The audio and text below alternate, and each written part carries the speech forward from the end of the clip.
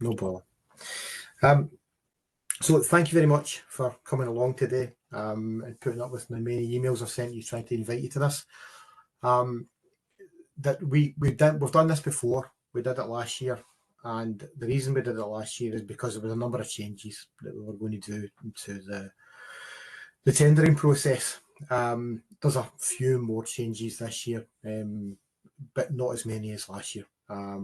These are tweaks more, and there's a couple of extra bits as well that we've done. But from last year, us doing this, the difference in the quality of the bids that we received was like night and day. So we decided to do this year, and we will probably do this every year now, just immediately before the first schools tenders, just as a refresh. There'll be things that I'll go over that you'll know already, and there'll be things that have maybe been new to you. So, but we'll do this every year. It may not be me that's doing it. I've got 3 colleagues on this webinar today, and they're on here as a kind of learning process. So it may not be me, it may be me and jointly with someone else, but with someone from SPT who will do this every year with you. And as Fran says, this will be recorded, it'll be put on YouTube, and you'll be able to access it now, be able to access it during when you're preparing your bid for the tender if there's anything you forget. So I shall power on. So when we do tenders in SPT, SPT is a public body, right? And that's a wee bit different. So if you are procuring stuff yourself for your own company, you can do what you like, right? You can phone your friends who happen to own another company, they'll provide things to you. You can phone any supplier and you can do a deal with them, right? We can't do that. We're not allowed to do that because we are governed by law, right?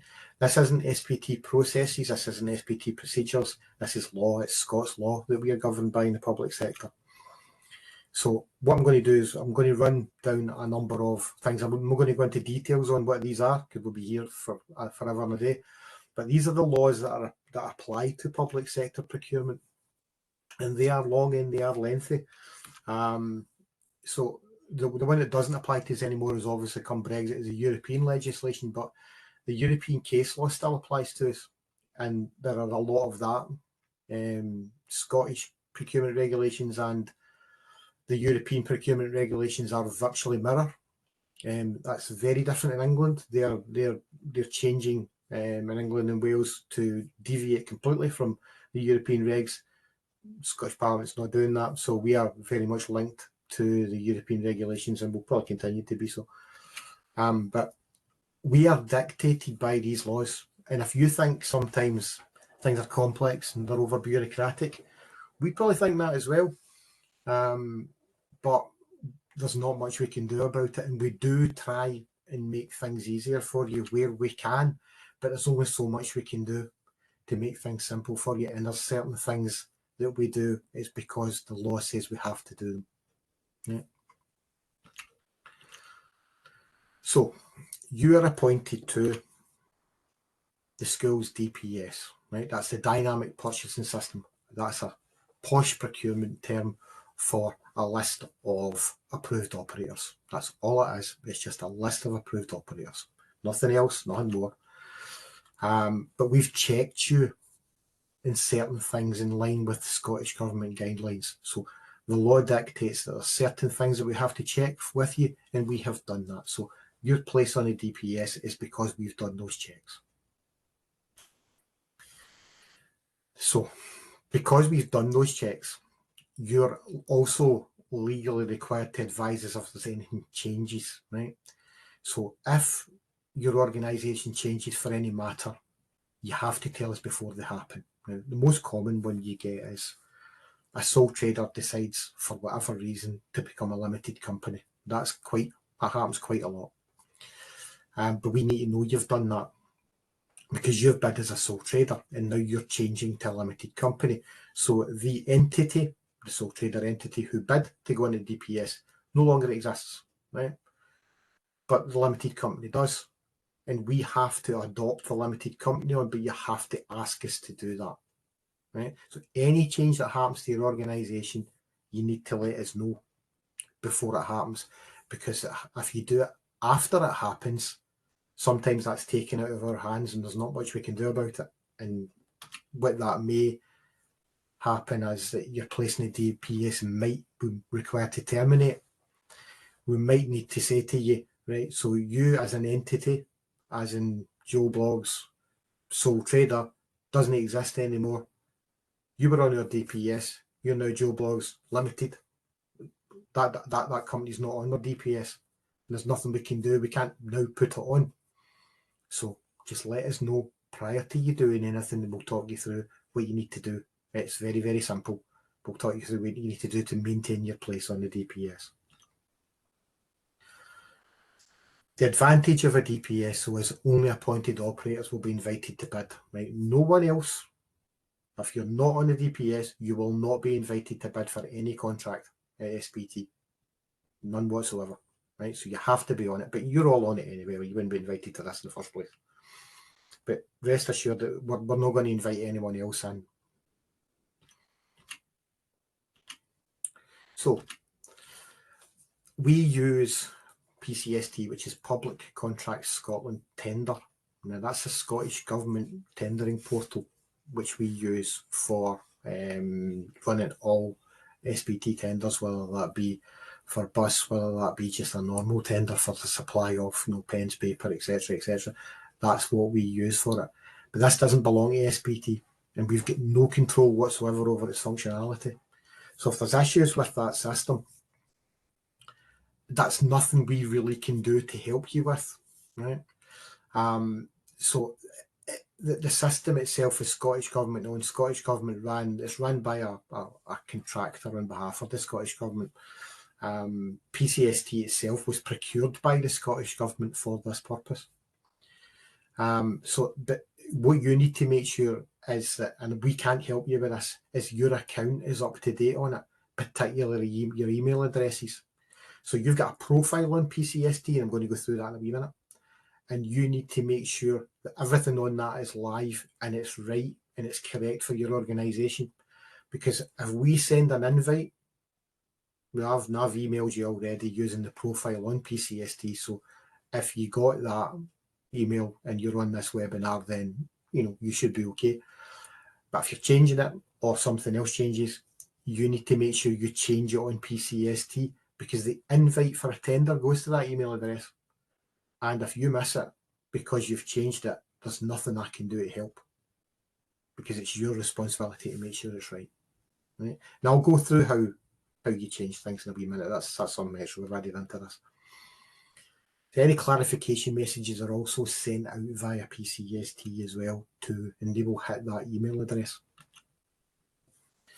So we don't get to choose the email address. That's up to you, right? And we can't manage it and we can't change it for you. It's up to you.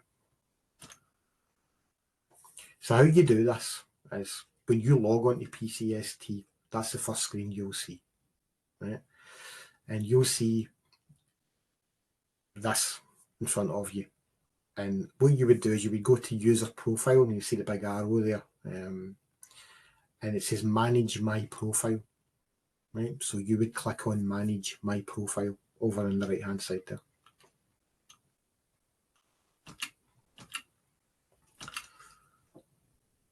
Okay, that's the third box over. So what you would do is, this is a screenshot from Fran's account. So what you would do is you would click on, see the head that's circled in red? So you've got welcome Fran Goldie, and you've got a head there, a head and shoulders. You would click on that head and shoulders, not the name, the head and shoulders, right? And then that would bring up the part below, and it's the user profile. And then you would click on the pencil there. So the pencil is the edit button. So if you click on that, that allows you to change things.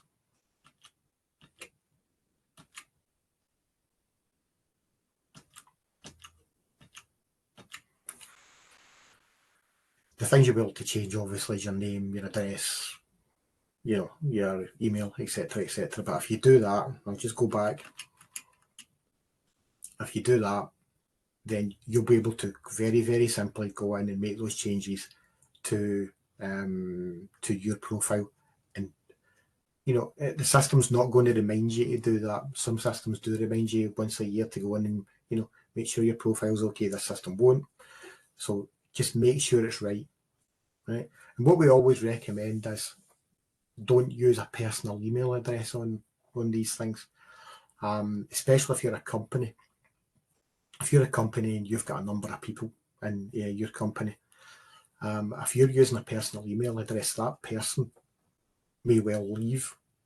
And when they leave, the system has their email address in, and then you delete that email address from your system, then you no longer have access to PCST. So what we recommend is that you use a generic email account like sales at, info at, etc., etc. Just get yourself one.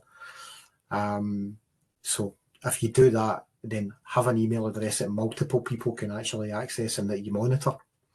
And then if you do that, you're always going to have access to it. But if you use a person and that person leaves your organisation, pretty much the ball's burst. So try and avoid that. If you're a sole trader, that's fine. You're the only one that's going to get into it. But if you're a company, I'd use a generic one. So PCST itself, when we invite you to bid, and I'll go into that in more detail later, about when this is going to happen. The invite will come from autoalert@bravosolutions.co.uk. It's not going to come from SPT. It's not going to say, oh, by the way, you've been invited to schools, to bid for schools. The email address it comes in for is that, right? So check your junk folders in case that your system mistakes it for a spam email. We've had this before. We've had people miss it because they look at that and they go, what's that? And they delete it. So please don't come to me and say you didn't get it, because you did, right? The system will have emailed you, and it's either gone into junk or you've deleted it by mistake, right? You will have got it. I can assure you that. So anytime we do invite you to bid, you'll get 10 days to bid following receipt of this email, right? A minimum of 10 days, right? I'll go into that later, what's going to happen with this one, but the minimum you're going to get is 10 days. And that's a legal requirement. That's not something that, again, the SPT's come up with. That's written into Scots law. So 10 days. Now, we don't have access to anyone's bid, which is a common misconception. So if you bid on this system at any point, so we might put this out, when we put it out, and you might decide, right, I'm going to go and bid right now. That's fine. You go and bid right now. That sits in your area on the system. I can't access it. No one from SPT can access your bid. No one from anywhere can access your bid, never mind SPT, until the tender officially closes, and then it opens to us, right? Now, we get a message from the system to tell us that you've bid, but that's it. So we know if you've bid or not, but we don't know what's in that bid, and it's locked, right? So don't think that anyone's going to be looking at your bid and then giving a phone call to somebody else to say, oh, by the way, such and such is bid. They've bid 250 grand for this. If you go under that, you'll win. That just doesn't happen. It doesn't happen at all in the public sector anymore. That's gone by the way. No, I'm not saying it didn't happen before 20, 30 years ago when everybody was in paper tender. Can't happen anymore. Absolutely cannot happen. So rest assured, if you bid, it's in your area, it's locked in your area, and we can't see it. So don't be scared of bidding as soon as you can. Don't leave bidding until the last minute. Right? Just don't do it. Right? 80% of bids come in, and this is like public sector in general, in the last day of a tender. And I think it's because either people are either too busy, which is fair enough, or people are scared that someone's going to go and look at their bid and tell somebody else what their bid is, right? Which again, as I said, it can't happen. Yes, the system will accept a bid 24 hours a day, every day. So if you're up at 3 in the morning, you fancy bidding, you charge on, right? But if your bid is late, and its bid is late by 1 second, right? The system will accept it. We can't accept it because the law says we can't. Right? This isn't an SPT thing again. Right? The law says we cannot accept a late bid. So don't leave it to the last minute. Don't also leave it till an hour before it, because you might have IT issues. People have had IT issues this morning, I know that. And if you have an IT issue, again, there's nothing I can do, right? Now, we will accept a reasonable request from someone if, you know, you've got major problems. And if you'll give us enough time, we can extend the contract tender return date by an hour or something like that to help people. We do it by request. We do it very infrequently though, and it has to be something major before we would actually do it, because you will be given a significant period of time to tender.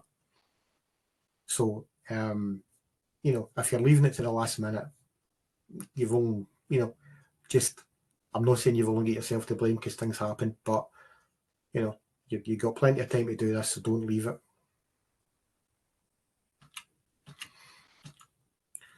So all school bus tenders are run on a 90% price, 10% quality basis. Now, we would run them 100% quality, but the law says we can't. Sorry, 100% price even. Again, the law says we can't. Anything over £50,000, either singly or in the aggregate, has to be a combination of both price and quality. And that was one of those laws that I had in the first slide there. Right? So we run them 90-10 and have done for many years now.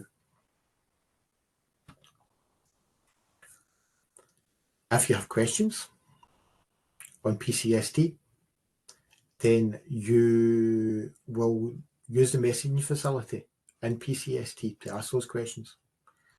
Don't phone us, don't email us, and don't ask the school team. Right? They'll be specifically told, our colleagues in the schools will be specifically told not to answer any questions. Right? The reason we do this is another legal requirement. We have a legal requirement to be transparent. So if you ask a question in the system on PCST, when we respond, everyone will receive the response to that question. Right? So the caveat to that is be very careful what you ask, because I'm going to tell everyone the answer. Right? So if there's stuff that's commercially sensitive, don't ask. Right? If there's generic stuff about things that you're confused about, by all means ask. Not a problem, right? And we will answer every question. But please do so in the knowledge that every question will be answered to every bidder. Right? Because we have this transparency obligation. So, hard copy or using email for tendering is contrary to the regulations. That's procurement speak for it's illegal. Again, that's one of those laws. So we have an obligation, and that kicked in 2016, that all tenders have to be electronic and free of charge. Some people used to charge for tenders. So that law covered that as well. So they have to be fully electronic, and the email's not fully electronic. So any bids received in hard copy or an email, say you miss the deadline and you decide, right, I'm going to email my bid in, it's not going to be accepted. Has to be on the system, right? There is, regardless of the circumstance, doesn't matter what happens, your bid has to be in that system by the date and time of tender return for it to be considered. If it's not, there's nothing I can do. Okay, so just make sure you do it in time. So prior to bidding, know your SPT operator code, because you'll need this when you bid, right? It's going to ask you, because we need to know. There's many companies have very, very similar names. Some of them have got the same name, or as much the same name as you would know it. There's entities who will bid, who have multiple arms, but they've all got different operator codes from SPT. So we need to know which operator is actually bidding. So you'll all have a code. It'll be a 3-digit combination of letters and numbers. And if you don't know that, email us at that email address at schools.dps, and we'll let you know what it is. Right? If you just want to check, you make sure, just drop us an email on that, and we'll let you know what it is. Right? If you bid without it, it's just going to cause confusion.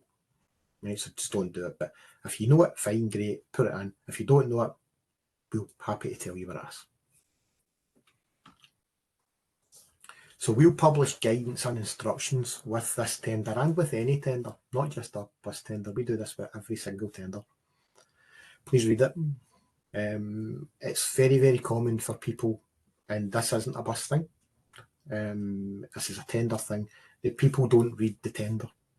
What they'll do is they'll go to the pricing bit, they'll maybe read the spec, and they'll have a wee look and they'll go, aye, okay, I'll put a price into that, and I'll fill in the quality submission, and then they put it in. And they miss all sorts of things, and it causes a lot of grief later on. So please read the guidance and the instructions provided. There's 2 documents in there, neither of which is huge. But if you read them and then make your bid, then you'll be doing from an informed position. Because there's things in there you'll need to know before you bid. Yeah, so please read them. So the guidance we're going to give you has changed since the last tender, and that reflects the changes in the way that we offer, evaluate and award the contracts. So there's guidance in there about how we put it out, how we will evaluate and how we will award, right? There's some tweaks since the last time. It's not huge changes, but there's a few, right? But that guidance will change. Probably in every time we put a tender out, the guidance changes. So please read it on every occasion. So the quality submission. This has only changed very, very slightly from last year, right? So it'll be familiar to those who bid previously. And I will go through for the people who have never bid before, but it's only changed very slightly, right? And it's actually very, very simple. And it's designed to be very, very simple. So questions are still mainly yes, no answers. And they're specifically designed so that all competent bidders, where possible, will meet that standard and so achieve the required 10%. So if you say you give us a positive response that we're looking for, you will achieve the required 10% quality, right? It's as simple as that, right? So look at the questions, answer honestly, and you will achieve the required 10%, and then you'll be progressed onto the price. Your price will be considered, right? It's really straightforward, and as I said, specifically designed to maximise the number of bidders who will be able to give us a price and give the councils a price, obviously, for running these. Now, the fact that you're on the DPS in the first place means that you're a competent bidder, right? We have checked you. Our compliance team has checked you and will ongoing check you. So we're quite happy that if you're on the DPS, you can actually do these contracts. These are just additional questions that we want to make sure on. Yeah. So, as I said, most of these checks have already been done with you and will be done ongoing over the course of contracts. But if you answer positively on this, then by ticking the correct boxes, mainly yes, then you'll get the 10%.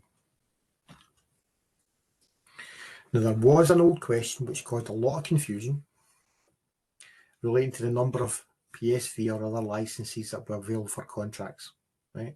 So what we previously asked you was that tell us up front how many discs or licenses or permits or whatnot you will have for all of the tenders, all of the contracts that you're going to bid for. So you might be bidding for 20 contracts and you've got 10 discs, right? So we would say, how many discs have you got? You've got 10, right? That's fine, right? We've taken that out, right? Instead, that's going to be verified with you, with the skills team, before any award is made with you. So if you're in line for 15 contracts, for instance, and you've only got 10 discs, the skills team will discuss that with you. Right, so you've only got capacity to do 10. You might actually have capacity to do 12, because it's obviously not one disc, one contract. If you can do, 2 with one bus, depends what they are. But they'll discuss that with you before any award is made. Right, so we've taken that question out. You'll not see it there anyway, so you don't need to worry about it. But that caused confusion last year, so we've just removed it. So there is one thing that we do want you to do, but this isn't new either.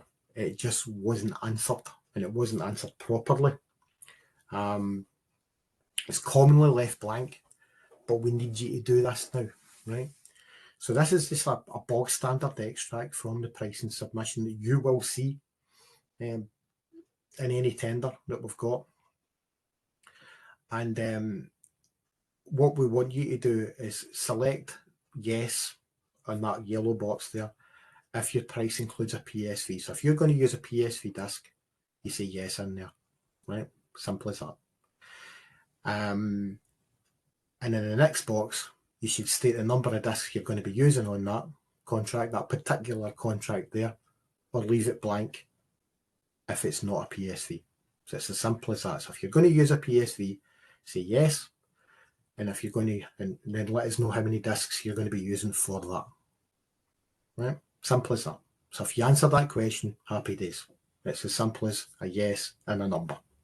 But it's commonly left blank, but please answer that now. And if you do leave it blank, we will come back and ask the question anyway. But please do put that in. So that's not a change. That's always been there, but people have never really filled it in. But I'd be grateful if you could. So this next section is going to cover the main changes. So North and South, North and South Lanarkshire councils. So due to, they're calling it unsustainable escalations in transport costs. Now their costs have gone up considerably, both of these councils. So both of them are taking action to reduce their requirements. Now you may well have seen this, you may well know this already, but North Lanarkshire Council have changed their mileage for secondary schools already. And from this coming August, the number of contracts will reduce. Right? There are fewer contracts available because there's fewer pupils rather, who will qualify for transport. So they've gone from 2 miles to 3 miles. Right? So anyone within a 3 mile radius of their school will not be getting transport, and they'll be making their own way to school. So some will reduce, others will have pupil numbers. So there'll be some won't be there altogether, and others will be, it may have been a 150 pupil contract, that might now reduce to 50, etc., etc., etc. You might have minibus contracts that are now reduced to ones that are now a taxi.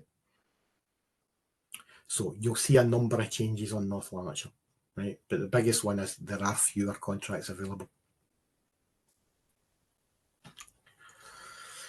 Some existing contracts as well, ones that you're currently running, that won't be part of this contract, might be terminated as well, because they're no longer required. Because it may well be that, you know, there was 3 kids going in a taxi, none of the 3 of them meet the requirement, so because they all live within a 3 mile radius, therefore that contract will be terminated, and others will be altered and reduced.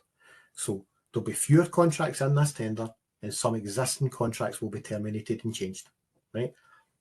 That's just the fact of what they've done. So North Lanarkshire primary schools aren't in this, it's only secondary schools. However, North Lanarkshire primary schools will be affected in 2025. So not this coming August, but the following August, the primary schools will come into this bracket as well. And their mileage is changing from 1 mile to 2 miles. Right? That's been through their committee, that's been approved, and that is absolutely happening.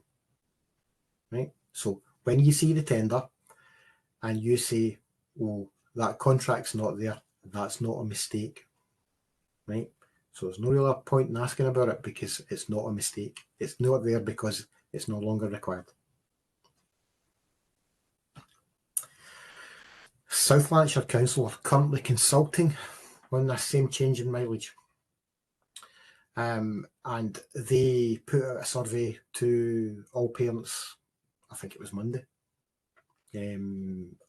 My kid goes to South Lanarkshire School, and I got a text from them to consult on this, so I know they're actually doing it, and that went through their committee not that long ago as well, pre-Christmas.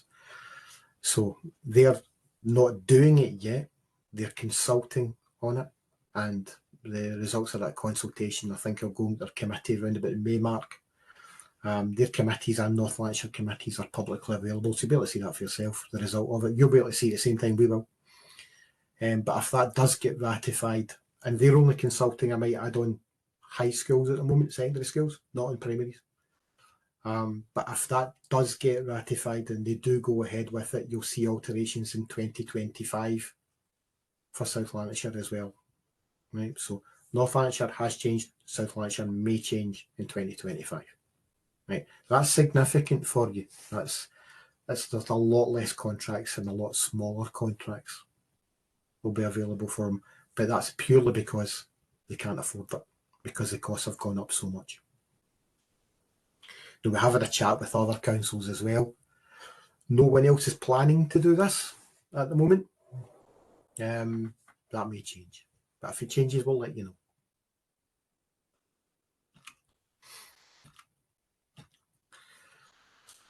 So, all contracts within tender one. Now, last year we did 4 tenders, right? I don't plan on doing 4 tenders this year, but you never know. But tender one will have 500 contracts in it in one go. And they'll be advertised together on the 15th of January, which is next week. That's next Wednesday, I think. And that maximises the visibility for you of what is available, right? So you get the whole lot in one go. So you'll get the remainder of North Lanarkshire's, for instance, all the South and every other council as well. You'll get it on the one go, and you'll be able to have a look at that, and you can say, right, okay, I could submit package bids for that, as you see fit. I'll go into later on what a package bid is, but you'll know yourself what a package bid is. That's when you decide to you bid for one contract and you bid for another contract, and you give me a separate price for if you win the two of them together. If I was to get contract 1 and contract 2 as one, you would give me a lower price because you're getting 2. That's up to you what you want to do. You don't have to submit package bids. You can just submit bids for single contracts. Entirely up to you what you want to do here. So they go out on the 15th of January, and you get until the 6th of February to bid. So it's a good period. You know, it's plenty long enough for you to have a look at it. But don't please think, you know, I'm getting this on the 15th. Doesn't need to go back to the 6th. I'll just leave it now, right? Don't do that, right? Have a look at it. If you've got time to bid early doors, bid early doors, right? And then you can just forget about it, right? Don't leave it to the last minute. That's when the problems start. As I've said, if you think a contract is missing, North Lanarkshire, it's because it's no longer required. Right? It's just the fact of the matter. Right? So it could well be that we don't award everything in tender one. There's various reasons for that. It may just be that the council, we will make recommendations from the council for every contract in tender one, and the councils may well come back and say no. They won't accept the bids that they have for certain contracts because they think they are unsustainable, right? There may be other contracts that comes out of the woodwork, and things do happen. There's the odd one or two that normally comes out of the woodwork between January and us going back out. Tender 2 will be in April, so that's a fair bit of time between January and April for things to come out of the woodwork. So anything that doesn't get awarded in tender 1 will probably go out again in April as tender 2. Right? So that's the first 2 tenders. That's the big ones. Right? If there's anything left after tender 1 and tender 2, we'll normally procure that via negotiated procedure. And that's again, it's a legal thing. And I won't really go into detail on it, but what it means is if we've tried twice to do it and we can't get a winner, the schools team rather, in conjunction with us and the councils, will find someone to run that contract at a negotiated price, which we will talk to them about. Right? So we'll try to procure it in the normal manner, and if that's unsuccessful after 2 attempts, we have the right. We've actually got the right after 1 attempt, but we tried it twice. We've got the right to go back and just get someone to do this. at a price that we will agree with them. Right? We can't have a situation come August where, we don't have contracts awarded, so that's what we'll do. Right? Again, that's a legal thing. If you want to look up Regulation 33 of the Public Contracts Scotland regulations, you fill your boots, but that's where it's under.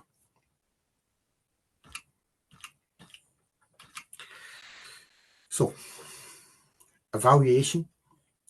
So all the bids for the contracts will be evaluated, and those who offer the best value will be asked to accept the award by the schools team. Right? So the schools team will decide who's offering best value. That's normally lowest price. Not all the time though. They'll decide who's best value, and they will go to the councils first. They will say to the councils, we consider these as best value, but you make the decision on it. The councils will come back and say yes or no. And for those that they say yes, the schools team will contact you by email and they will offer these contracts to you. And you'll be given a timescale of 5 days to accept that by email. Right? So this is your upfront acceptance of it. Right? So if you say yes here, you're running it, right? But you've got 5 days to make that decision on it. Right? So they'll offer, and then you make that decision on whether or not you want to do it. So the number of awards offered to you will fairly obviously be dictated by the number of licenses, discs, or other capacity. So if you've only got one taxi, you're only going to get, enough for that one taxi. But that's going to be, as I said, that's one of the changes we made to the quality submission. So the number of awards offered to you will be the number dictated by the number of, the capacity you've stated to the schools team that you have available. So they'll talk to you, they'll say, we've got 15 contracts, you've only got capacity for 10, and you say, no, I can do more than that. They'll say, how more can you do? We'll have that discussion, and then we'll offer you the required number. So that discussion will be had with you. So SPT, predominantly the schools team, in conjunction with the councils, will decide what contracts to offer you, and that's based on a best value assessment. So they'll decide what ones to give you. Yeah. What you won't be given is a list of contracts to choose from. Yeah. Just categorically, you won't be given a choice. They won't say, you've won 15, what 10 do you want? Because it's, of that. They'll have made that decision, and they will offer the 10 to you. Okay? Now, the flip side is you're not obliged to accept any award. Right? You've bid, but you don't need to accept it.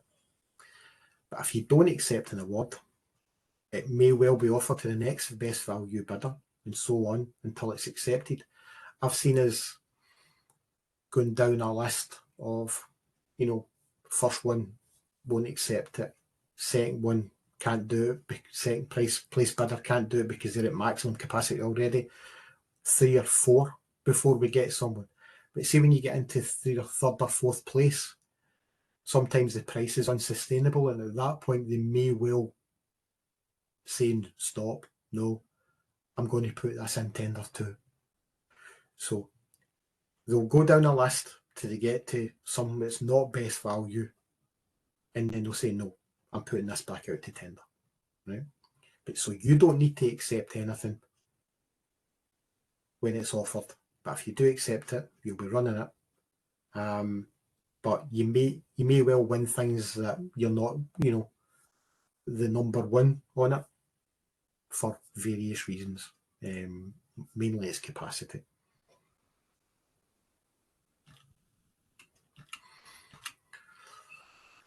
So I've been through this very slightly now. All contracts you've provisionally accepted will be passed to the councils for authorisation, final authorisation, right? So if you accept it, we'll go to the council and say, right, can you please authorise these for award? And once returned, we'll issue with an award letter, right? You won't be asked to accept the award because the schools have already been through that process with you and you've accepted their offer, right? So previously we've asked you to accept an award. We didn't do this last year. but we have done previously. So if we send you the award letter, as soon as that letter hits you, and it'll go through PCST, and it'll be issued to you formally through that system. So as soon as we press the button in that system, you are deemed under law to have accepted it, to have received it. So as soon as that letter hits you, the contract is formed, right? So you've made that decision to run it or not previously. We issue the award letter. That's that job done. However, once we've awarded, there's a recognition that things will happen, right? You have 25 days. So it's a good period. It's nearly a month where you can hand back that contract and say, I'm no longer able to do that. So I award it on the 1st of February. I won't, but the 1st of February, for instance. And on the 24th of February, they say, look, something's happened. I can't do this anymore, right? Things happen, right? That's fine. No problem at all. You've handed it back to us. What we'll do is we'll offer it again to the next best value bidder, or we might stick it in the tender too. We'll decide that. When the period between the award date and the commencement of the contract, so if we're talking July into August here, is less than 25 days, right? So if we award, so say the contract starts on the 15th of August and we award it to you on the 31st of July, that's less than 25 days, right? We're not giving you a notice period here.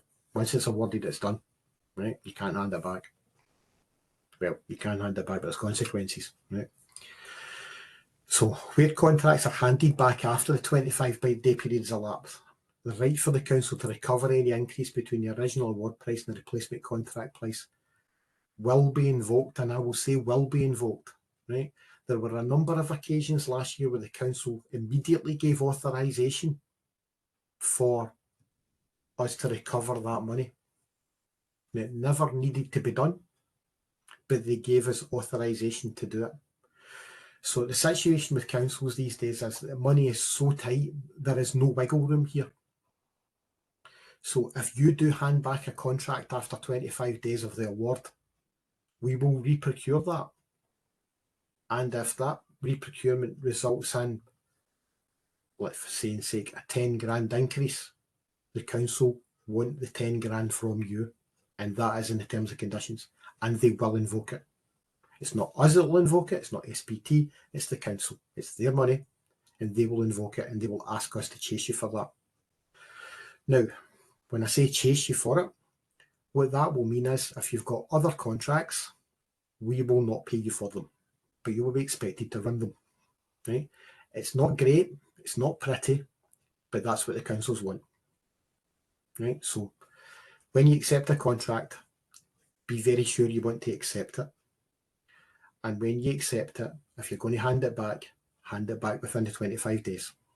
That's my advice, right? Don't do it afterwards because it's going to get unpleasant. Okay.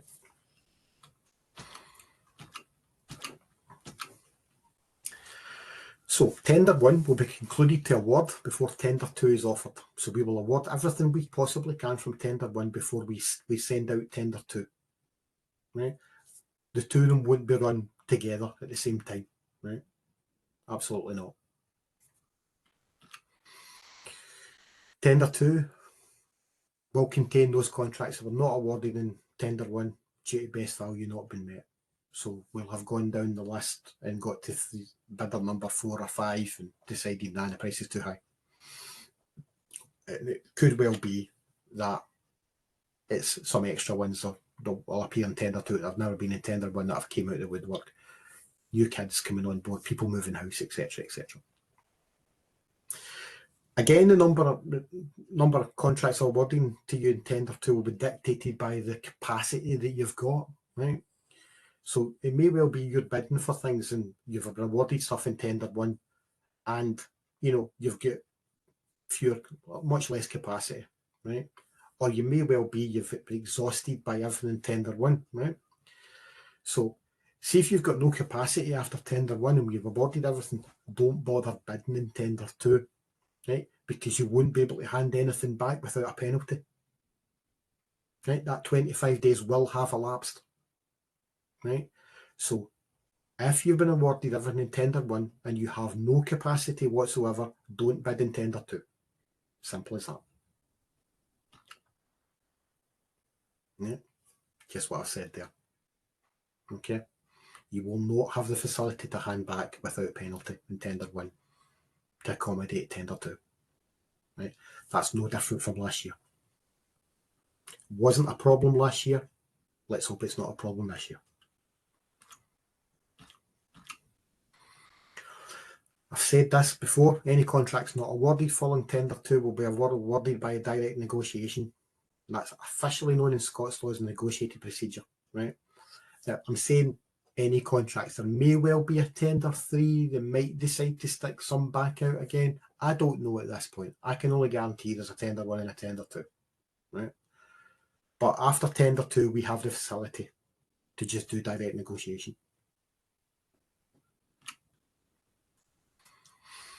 So being consistent, we're negotiating with operators. We'll only negotiate with people who've actually got capacity. It'd be a wee bit silly to negotiate with someone who's not got capacity, right? Because that would be asking for someone to hand back a contract so you could take something else, and that's not going to happen, right? So we'll speak to operators who we know have got remaining capacity. It's anticipated that all contracts will be awarded prior to the end of June.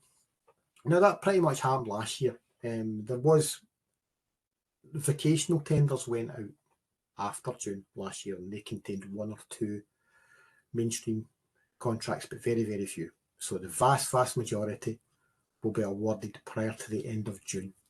And I'm saying 2023 in there, it's 2024, obviously. So plenty of time before, what the aim is to award them and to tell the schools before they break up, which makes perfect sense because that gives them time to tell the parents what their travel arrangements are going to be. Okay. But it's good for you because you'll know by the end of June what the script is. So, I said at the start there's 1 or 2 things that are a bit different this time. And this one has been requested by all of the local authorities that we deal with. And it's not something that SPT has come up with. We are guided by our client, and our client is the local authorities. So this one, the main change is pertaining to post-award variations. So the contracts already provide for SPT to vary them in a number of ways. Now, we need to be able to vary contracts, right? So the contract says that we can do that because, sometimes we'll make them longer. Sometimes we'll change the pick-up points. Sometimes we'll change the number of kids that's on them. And sometimes that results in a vehicle, change, and more often it results in all of the above, results in a mileage change. Now, that needs to happen because things change, right? That's only common sense. So beforehand, the schools team would phone you and say, I want to make this change. And you would say, right, okay, that's going to cost X, right? That's not going to happen anymore. So the variation in distance, so a mileage change, has been set by the councils now, right? And it's going to be as follows. So for a taxi, up to 8 seats, any change will result in a £2 per mile increase. For a minibus, it's £2.50, and it's £3 a mile for a coach, right? So that's what you'll get for a change in mileage, right? So if we ask you you're on a route and we ask you to pick up an additional child, and that additional child results in a 1 mile detour, that's what you'll get, right? It's not a negotiation, that's what you'll get, right? So if there's a road closure or if there's an exceptional circumstances, right, we'll discuss that with you. Road closures is something that out with NB's control, and sometimes, that it's also includes time and things like that as well. An exceptional change in time. But for all else, these rates will apply, right? So these rates are already in place in 2 councils, so they may well be familiar to some of you, right? I can't remember what 2 councils it is. But the councils have got together, as they do, and they have asked us to implement that across the board for all councils and all contracts. So of all the changes that we're making, all the tweaks that we're making, this is the big one. This is the main one, right? So please be aware when you bid for a contract, this will be part of the contract, right? And in bidding, you will have deemed to have accepted this. But it's only for a change. It's not for the actual contract itself. You will tell us what price the contract is, and we will accept it or not. But if we change the contract and change the mileage, these are the rates that will apply per mile. Okay, it may be palatable or unpalatable for some people, but it is what it is, right? And we are guided by our client, and that's what they want. So a few general points to note that will help you. And I've been through this last year, and we will do so every year. When you bid in whole numbers, right? So you don't bid with a decimal point. So don't give me pence, only whole pounds, because the system won't take it. Right? If you put 1,999 instead of, but you put 9,999 pence or any sort of pence, the system won't take your bid and it'll stop you uploading it. It'll actually stop you submitting it. Right? So only bid in whole numbers. Don't use symbols. So don't use a pound sign, or don't punctuate it. So don't put 2,000 with a comma, just put whole numbers in, right? Again, the system won't it'll take it, right? But when you try and submit it, it'll just reject it. And most commonly the rejections on the system is because someone has done this, right? So no punctuations, no decimal points, no symbols, just put whole numbers in. So the system will also not allow you to submit your bid with a missing price, right? So we start the system with 0 at every single contract, right? If you knock a 0 out, typically because you're thinking of bidding for it, you knock the 0 out, then you decide later on, nah, I'm not bidding for that one. It's up to you. And you forget to put that 0 back in. It will reject the whole submission. It won't let you bid, right? So if you take a 0 out, make sure that you put that back in, right? Don't bid with a missing blank. Okay. Now, SPT also has another system which doesn't like.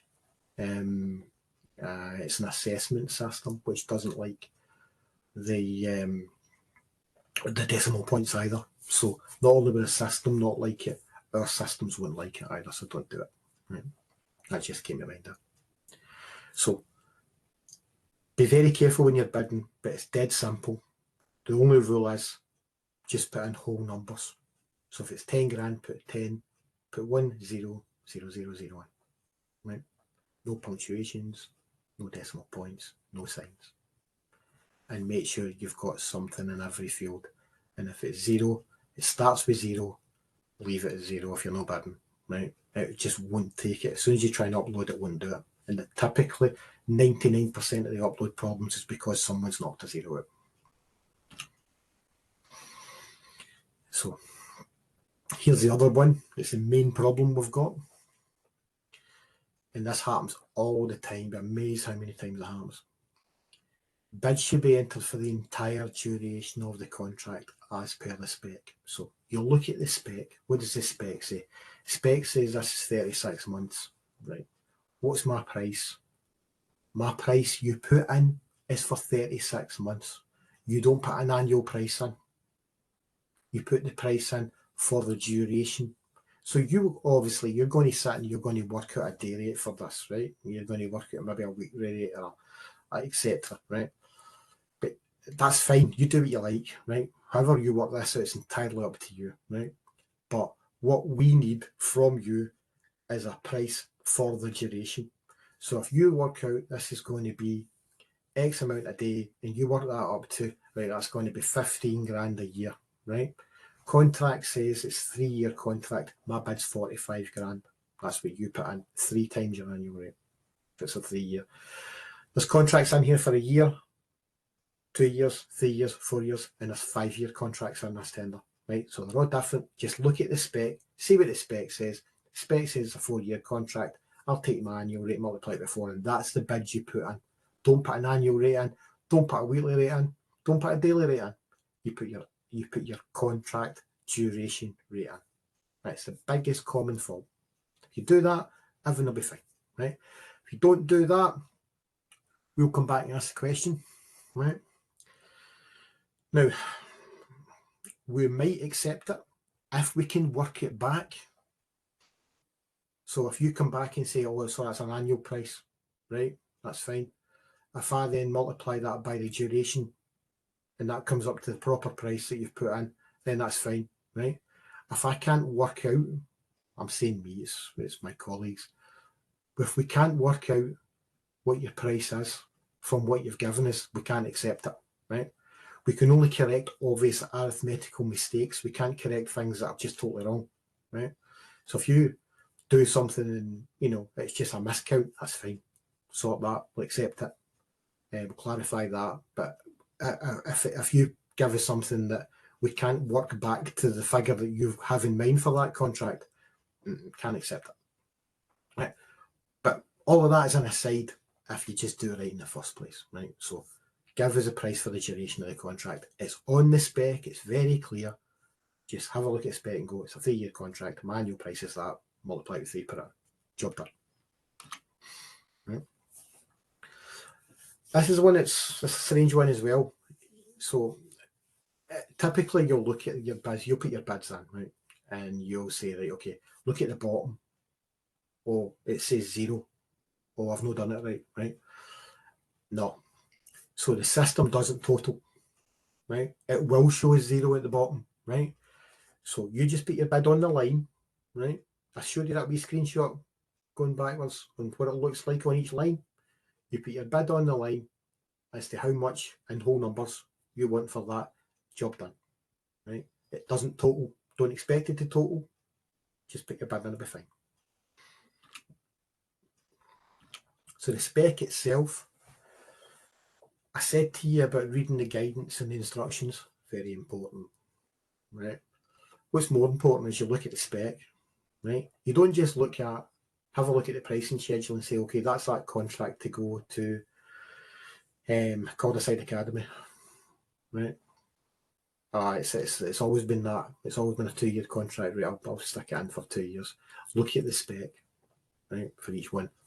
They're all in the system. Just have a wee look, see what it says, because the spec gives you the information for each contract and how you bid, right? Particularly important this year for North Lanarkshire Council because there'll be a lot of changes. On pupil numbers. Right? So the contract duration is in the spec. Remember the whole duration. The seating capacity required, number of pupils to be carried, same thing, right? That's in the spec. And as I said, for Northland, that's going to be different.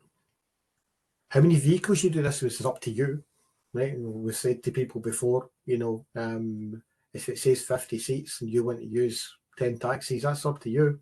Yeah, I'm no fuss how you get the kids there. You want to use one bus, charge on. But we just want to know that you've got that capacity to do it, right? So, but that's in the spec. How many seats we need, how many pupils is in that spec. The previous cost in there as well is expressed as an annual figure, which is helpful in some ways and other ways not, right? But that will give you annually what the council is currently paying. Now that's not a target figure for you, right? That's just to give you an idea of what's currently been paid, right? To win that contract, you need to make your own decision on what you go in there at, right? Some of these are, people are probably paying more for what more than they possibly should for certain contracts. Sometimes they're paying less. Yeah. Depends on the market rate at the time. A lot of this for you depends on fuel prices. And the other operator costs, including what you pay your drivers. So, but this is only in there as a guide, and it will be in there, but don't take that as a target, please. You know, you make your own mind up what your own cost is and what you can go in at. Remember, you need to win this. So, also in there is the preferred and acceptable time parameters for each pickup point. So that'll tell you roughly for each pickup point when it has to happen, right? So you can give us, right, optional bids, right? So that's bids not to the spec. So we've told you in the spec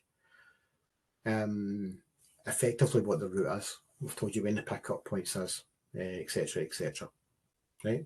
But you can give us an optional bid, a bid that's not to that spec, right? So they're under law known as variant bids, right? Don't need to worry about that. It's just we call them for an optional bid for a wee bit more clarity in this, right? So acceptable options for you, but not limited to, right? Could be proposed changes to the contract duration, right? So you might say, right, okay, I'll give you a bid, a 2-spec bid of X for a 2-year contract. However, I'll give you another bid, it's an optional bid for a 3-year contract. And for that 3-year contract, I'll give you it for Y. That's up to you, right? Whether we accept that or not, well, rather, whether the council accepts that or not is entirely up to them. But it may well be they'll look at that and they'll go, yeah, okay, that sounds better. That's better value because you, for a 3-year contract, you've probably dropped the price maybe a wee bit because you're getting longer term out of it. They might say yeah. Well, they might say no. You might think, right, okay, I can probably do that contract, but I can't do it to your proposed pick-up times, right? Because let's say you're running a high school and a primary school contract, right? And you're obviously dropping the primary school one off first and then you're doing a high school run after it, etc., etc. But you can't make the times on both, right? So you can say, right, okay, I'll give you, you know, I can't do it, but I can give you if we do that option, right? If I change these times. So you might, you know, give us an option with different times on it. You might want to change the route as well. Now that's a hard one, but you might want to change the route, right? And the drop-off points.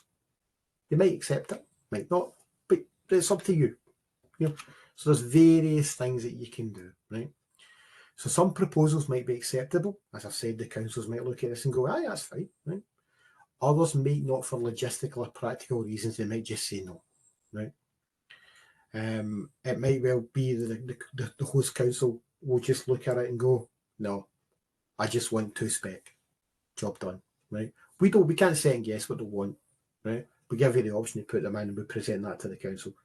Some of these bids are best value. There's a lot of bids are best value that are optional bids, because you know you're better at these things than the council is. Sometimes you're better at it than we are, and you'll know your own market. So you sometimes will give us a better option than we've thought of in the first place.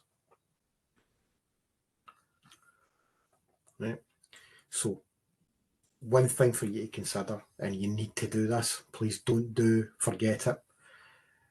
For you to give us an option, you need to give me a bid that's 100% compliant with the spec. Right? You have to give me a spec compliant bid, right? If you don't do that and you just say, I'm going to bid and it's an optional bid, any optional bid you give me will be dismissed without that spec compliant bid being there. Right? So you need to give me the spec compliant bid, and then you give me your bid as well as that for your something that's a bit different, shall we say, right? So you're giving me 2 bids. So for every optional bid, you're giving me a compliant bid. That's in the envelope. I'm calling it an envelope. That's in the pricing part of it, right? On the system, so you'll be able to clearly see. I need to give you a spec compliant bid, and here's my option, and here's what it is. They're right on, one's right on top of the other one. You shouldn't be able to, you'll not miss it. package bids, right? I've alluded to this, so you're very, very welcome to package more than one contract together. So you'll be given us a bid that's based on more than one contract being awarded at the same time to you, right? And there's a section within the price envelope, the commercial envelope, that's called envelopes because that's a throwback to hard copy tender days, but it's called that in the system. For you offer, there's a wholly different section within there to offer packages to us, right? So you can combine any contract within that tender exercise, including combinations of spec compliant bids and options, right? So you can say, right, I'm going to bid a package. So there's 10 contracts here. I'm going to bid for 5 of them together as a package, and I'll give you a different price for that. So what I'm going to give you is a bid for that one, and I'm going to give you an option for that one, and an option for that one, and a spec compliant for that one. That's up to you, right? It's self-explanatory when you look on the envelope, because that'll show you what you need to do, right? But again, if you're going to give me an option, you need to give me a spec compliant bid in the other envelope, in the other section of the price, rather, right? But you can package any together that you want, and you give me your separate price for that package, right? Now, you can actually even submit a package bid and nothing else, right? That's up to you, right? So you can give me a load of contracts together as a package because you won't accept anything singly. You'll only accept these 2 contracts together as a package. So you don't give me a spec compliant bid, you don't give me an option, you just give me a package submission with these 2 contracts together as package 1, these 3 contracts together as package 2. Right? That's perfectly up to you. You might look at all the single bids and say, no, I don't fancy them, but I'd take 2 together. Okay. So a package must detail the contracts that comprise the package, which is dead easy for you because it's on a big list on the system and you just put your price against the ones, right? So that details the contracts. Then you tell me what the component price for each contract is, right? Don't just give me a total, say these 3 contracts together it'll be £150,000. I need to know what individually the prices are on that for each package. The system tells you to do that. The information is there in the system. It should be self-explanatory. There's a line against each contract for you to put that price in, right? So you put that in there. So when it comes to award, sometimes,